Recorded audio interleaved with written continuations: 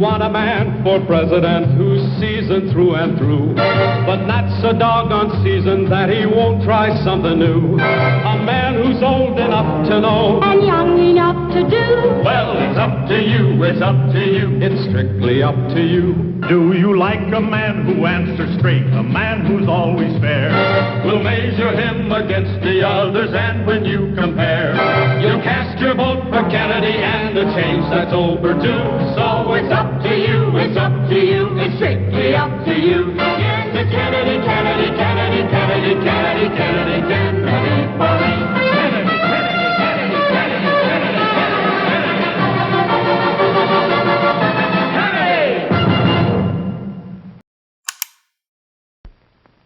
Every Republican politician wants you to believe that Richard Nixon is, quote, experienced.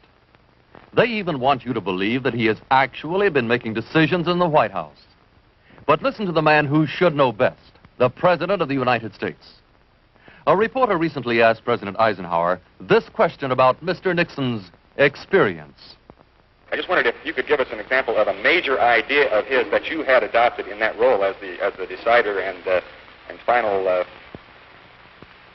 If you give me a week, I might think of one. I don't remember because.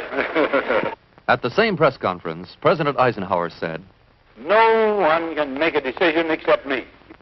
and as for any major ideas from Mr. Nixon, If you give me a week, I might think of one. I don't remember. President Eisenhower could not remember, but the voters will remember. For real leadership in the 60s, help elect Senator John F. Kennedy president.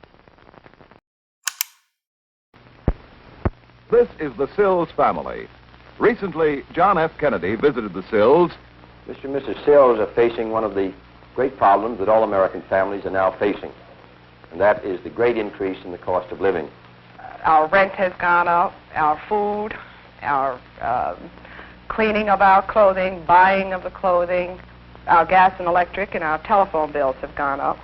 What's been your experience, Mrs. Sills, as far as keeping those two daughters of yours going? We're very concerned with their future. We would like both of them to go to college. Have you been able to put much aside as far No, unfortunately, not right now. One of the things which I think has increased the cost of living has been this administration's reliance upon a high interest rate policy.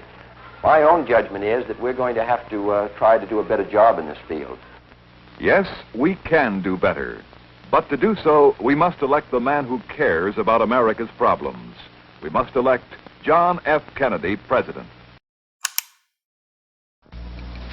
Hi, my name is Harry Belafonte. I'm an artist, and I'm not a politician. But like most Americans, I have a great interest in the political and the economic destiny of my country. I'm seated here with Senator Jack Kennedy. As a Negro and as an American, I have many questions, and I'm sure everyone does, about civil rights, about foreign policy, about the economy of the country, and about things that'll happen. And I want to make it very clear, Harry, that on this question of equality of opportunity for all Americans, whether it's in the field of civil rights, better minimum wages, better housing, better working conditions, jobs, I stand for these things. The Democratic Party under Franklin Roosevelt stood for them. I'm voting for this, Senator. How about you? Vote for a leader like Roosevelt.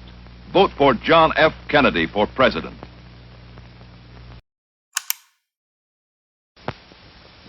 Here is President Eisenhower's decision on who is best qualified to follow him in the White House. Dick Nixon is superbly experienced, maturely conditioned in the critical affairs of the world. For 8 years, he has been a full participant in the deliberations that have produced the great decisions affecting our nation's security and have kept us at peace. He has shared more intimately in the great affairs of government than any vice president in all our history. He has traveled the world, studying at first hand the hopes and the needs of more than 50 nations. He knows in person the leaders of those nations, knowledge of immeasurable value to a future president. By all odds, Richard Nixon is the best qualified man to be the next president of the United States. Along with the president, all America is going for Nixon and Lodge. Vote for them on November 8th. They understand what peace demands.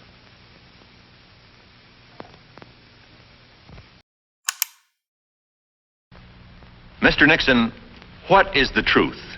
Can we continue to have peace while Khrushchev is trying to stir up the whole world against us? Well, the truth is that we must continue to have peace.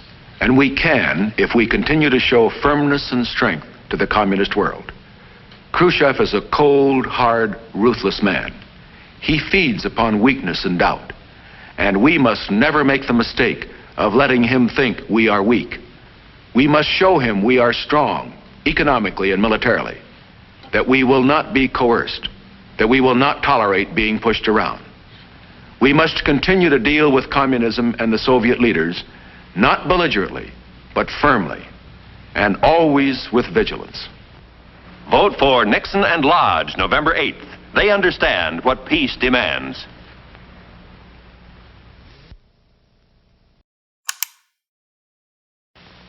What is the most important issue confronting the American people in this election campaign? There's no question about the answer that I have found in traveling all over this nation. Above everything else, the American people want leaders who will keep the peace without surrender for America and the world.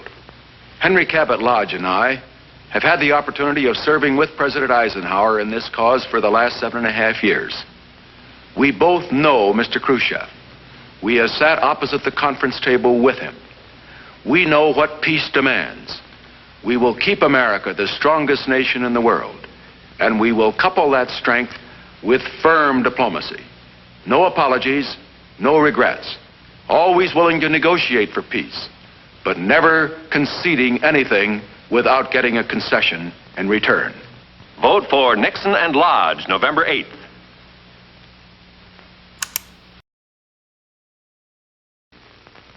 Ladies and gentlemen, here is Ambassador Henry Cabot Lodge. My fellow Americans, our responsibility is great. We must remain strong so that no nation will ever dare attack us. We must lead by our example, bringing about equality here at home, as the Declaration of Independence promised, so as to guarantee that the promise of the American Revolution, and not the menace of the Communist Revolution, will be the way of the future. This is the time for judgment, for dedication, but above all for experience and talent in high places. The next president must have all of these qualities, as does my running mate, Richard Nixon. Vote for Nixon and Lodge, November 8th. They understand what peace demands.